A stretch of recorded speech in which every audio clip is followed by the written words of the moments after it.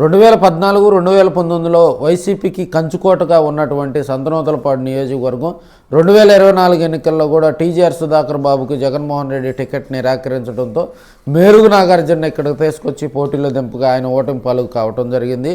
భారీ మెజార్టీతో 30,000కు పై మెజార్టీతో కూడా బిఎన్ విజయ్ కుమార్ అక్కడ విజయం డంకా మోగించడం జరిగింది. సో ఇప్పుడున్న పరిస్థితుల్లో కూడా సంతనూతలపాడు నియోజకవర్గానికి ఎక్కడి నుంచో వచ్చే అరువు లీడర్స్ వద్దు, లోకల్గా ఉన్నటువంటి లీడర్షిప్ కావాలని కూడా అక్కడ ఉన్నటువంటి నియోజకవర్గంలో ఉన్నటువంటి మద్దిపాడు, నాగులుప్పలపాడు, చేమకుర్తి, సంతనూతలపాడు మండలాలకు సంబంధించినటువంటి కొంతమంది వైసీపీ నాయకులు, దళిత నాయకులు కూడా స్ట్రాంగ్గా కూడా వైసీపీ నేత జగన్మోహన్ రెడ్డి గారికి కూడా సిఫార్సులు పంపుతున్నట్లుగా కూడా తెలుస్తుంది. ఎందుకంటే 2004 నుంచి పరిస్థితులు చూసుకున్నట్లయితే జీవిశేష్ గారు కానీ, దారా సాంబయ్య గారు కానీ, డేవిడ్ రాజు గారు కానీ వీళ్ళంతా ఇక్కడ ఉన్నటువంటి లోకల్ లీడర్సే.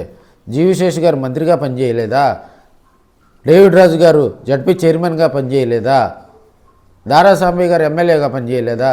సో ఇక్కడ ఏమవుతుందా అంటే ఇక్కడ లోకల్ లీడర్షిప్ని పక్కన పెట్టేసి ఎక్కడో అరువు లీడర్ని తీసుకొచ్చి ఒక 5 సంవత్సరాలు అక్కడ నుంచో పెట్టి ఆ 5 సంవత్సరాల టైంలో కూడా ఇక్కడ ఉన్నటువంటి అగ్రవర్ణాలు ఆయన మీద కూడా లేనిపోయి ఆరోపణలు చేయటం, అక్కడ ఉన్నటువంటి నూతలపాడులో అయితే ఒక రెడ్డి సామాజిక వర్గానికి చెందినటువంటి వ్యక్తి అయితే సిట్టింగ్ ఎమ్మెల్యేగా కూడా ఆయన చెప్పుకుంటూ ఉంటారు. షాడో ఎమ్మెల్యేగా కూడా ఆయన చక్రం తిప్పుతూ విచిత్రమైనటువంటి పరిస్థితులు సృష్టించుకుంటూ సంతనూతలపాడులో ఒక లీడర్ ఉన్నారు, నాగులుప్పలపాడులో వైసీపీలో ఒక లీడర్ ఉన్నారు. వీళ్ళు ఏంటంటే అక్కడ దళిత ఎమ్మెల్యేలను టార్గెట్ చేయటం, వాళ్ళ మీద లేనిపోని ఆరోపణలని పార్టీ ఆఫీసులో చెప్పడం, వాళ్ళని 6 నెలలకి వాళ్ళ మీద అసమ్మతి శాఖలు రగిలించడం, ఇదే వాళ్ళ పని.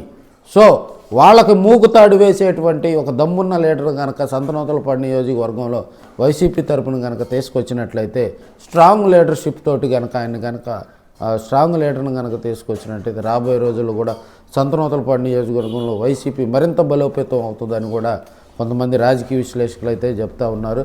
ఎవరైతే దళిత ఎమ్మెల్యేల మీద పితుర్లు సాడీలు చెప్తారో ముందు వాళ్ళని కనుక పార్టీ నుంచి బహిష్కరించినట్లయితే నూతలపాడు నియోజకవర్గం కూడా ప్రకాశం జిల్లాలోనే భారీ మెజార్టీ వస్తుందని కూడా కొంతమంది అక్కడ ఉన్నటువంటి దళిత లీడర్స్ అందరూ కూడా ఇప్పటికే పార్టీ అధిష్టానాన్ని దృష్టికి తీసుకెళ్ళినట్టుగా కూడా తెలుస్తూ ఉంది.